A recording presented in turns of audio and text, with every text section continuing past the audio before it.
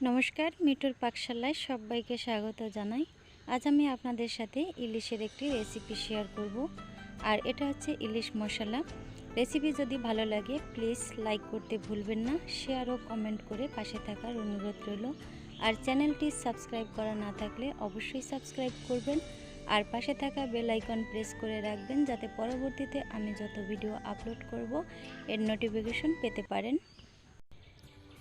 এখানে আমি 7 পিস ইলিশ মাছ নিয়েছি আর মাছগুলো থেকে আমি পেটির অংশটা বাদ দিয়ে পিঠের অংশটা নিয়েছি। আপনারা চাইলে পিঠের ও পেটির অংশ একই সঙ্গে রাখতে পারেন। এগুলো আমি এখন লবণ ও হলুদ দিয়ে ভালো করে ম্যারিনেট করে 5 মিনিটের জন্য রেখে দিচ্ছি। এবার চলে এলাম মূল রান্নায়। কড়াইতে দিয়ে দিলাম 3 টেবিল চামচ সর্ষের তেল। তেল ভালো মতো গরম হলে এর মধ্যে দিয়ে দেব পেঁয়াজ কুচি। এখানে আমি 3টা মিডিয়াম সাইজের পেঁয়াজ মিহি কুচি করে নিয়েছি। এবার এগুলো খুব ভালো মতো ভেজে নেব।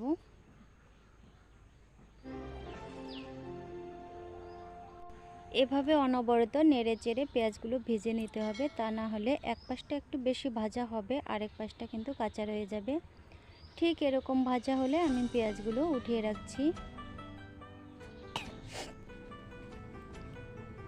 এখন এর মধ্যে দিয়ে দিলাম 8 থেকে 9টা আমন্ড। এগুলো আমি 30 সেকেন্ডের মতো ভেজে নেব। আপনাদের কাছে আমন্ড না থাকলে কাজু বাদাম দিয়েও রান্নাটা করতে পারেন। বাদামগুলো ভাজা হয়ে গেছে, এবার উঠিয়ে রাখছি। এই তেলের মধ্যে আমি মাছগুলো দিয়ে দেব।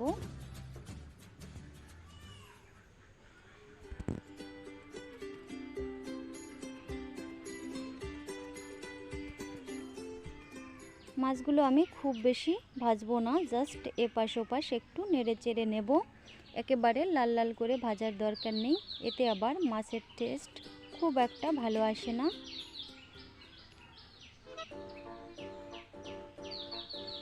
এবার উঠিয়ে নিচ্ছি।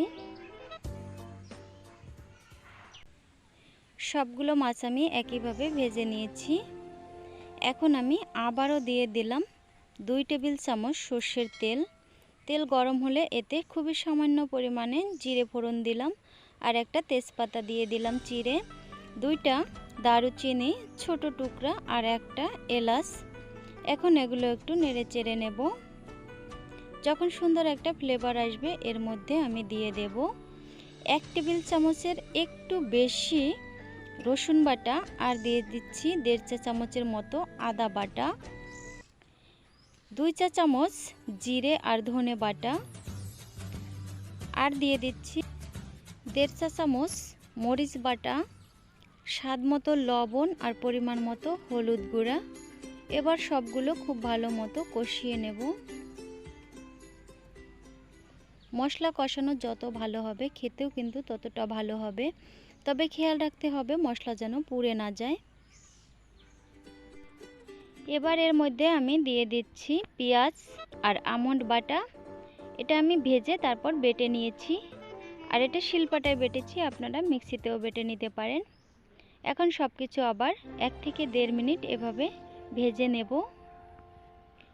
একটু জল দিয়ে দিচ্ছি।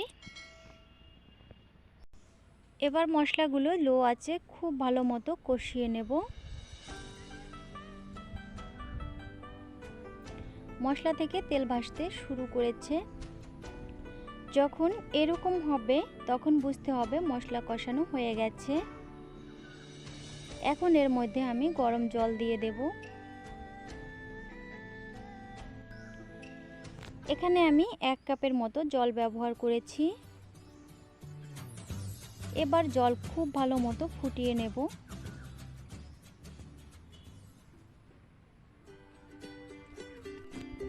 আমি 4 মিনিট ফুটিয়ে নিয়েছি মিডিয়াম টু লো আছে, আর দেখুন মশলা থেকে কিন্তু তেল ছাড়তে শুরু করেছে। এবার এর মধ্যে আমি ভাজা মাছগুলো দিয়ে দেব।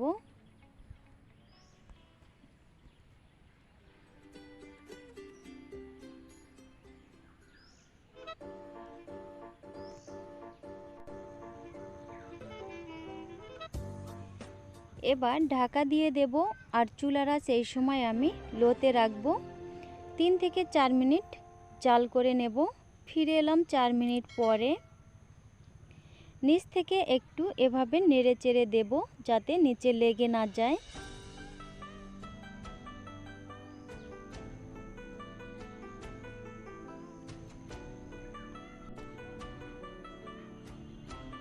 এবার আবারও ঢাকা দিয়ে রান্না করব 3 মিনিট। ফিরে এলাম 3 মিনিট পরে।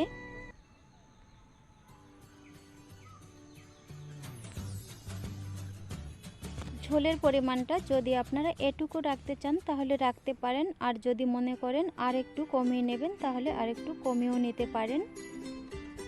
এখন এর মধ্যে আমি হাফ চা চামচের মতো গরম মশলা বাটা দিয়ে দিলাম।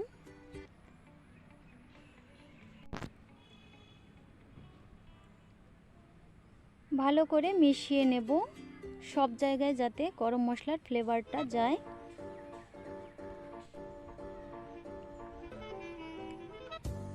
এখন আমি চুলার আঁচ বন্ধ করে দিয়ে 2 মিনিটের জন্য ঢাকা দিয়ে রাখবো।